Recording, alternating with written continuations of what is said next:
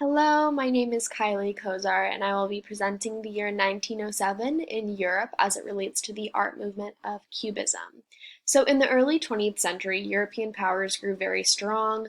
This led to conflicting forces that wanted to expand while maintaining control. So, the competing forces of Europe strove to form alliances to prevent future wars, which were seen on the horizon. Among these agreements, there was the establishment of the World Court in the Netherlands and the International Red Cross. While these countries were led by specific ambitions, they were very much dependent on creating coexisting habits leading up to World War I.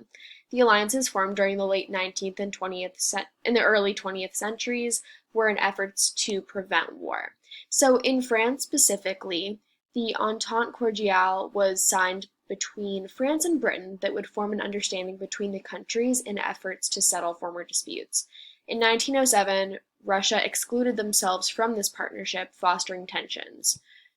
So, Georges Clemenceau served as the Prime Minister of France after years of turmoil with the general public. Before he served as the Prime Minister, Clemenceau was a journalist for the newspapers La Justice and La Horreur, where he made false claims sparking distaste among the French until 1906. During his first term, he had issues with labor problems, most notably seen in the revolt of Languedoc wine growers in 1907 and a strike of miners in 1906. Many working-class people of France felt the oppressive force of Clemenceau. This likely contributed to Cubism's rejection of reality.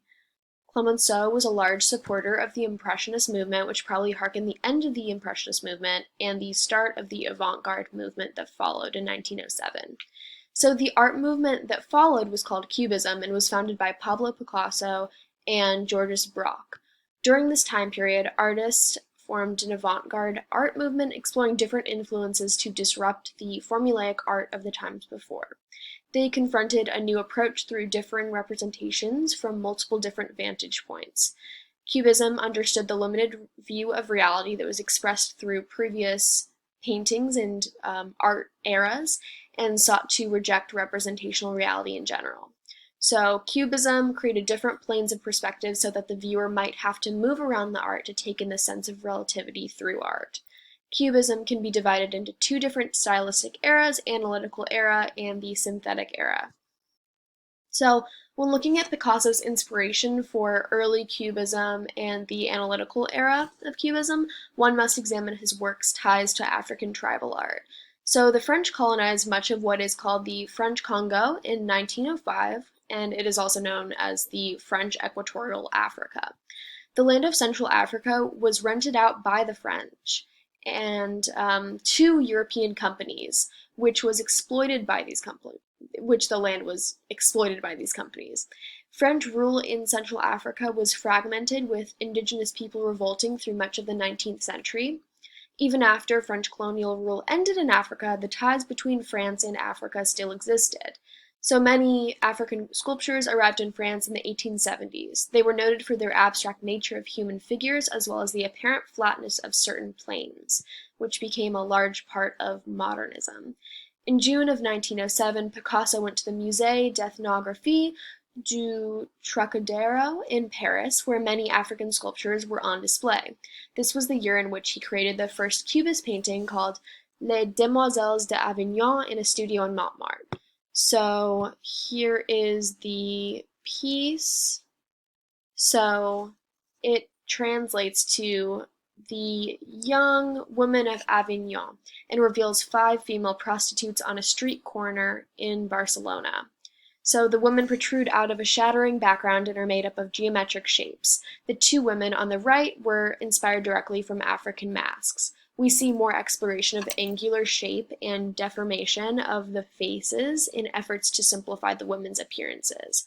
Other notable Cubist artworks influenced by African artwork that were done by Picasso include the bust of a woman, or bust of a man, which you can see here, the head of a woman, which you can see here and was mirrored by his partner at the time, and then head of a woman was the last one, and then this one is woman in an armchair. So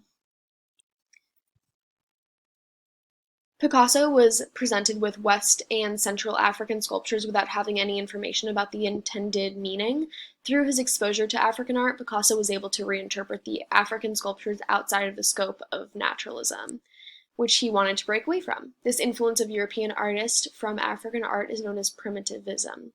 Cubism was the direct opposite of the Renaissance art and tried to remove itself from Fauvism, which was marked by extreme color, expressionism, and differentiation between background and foreground.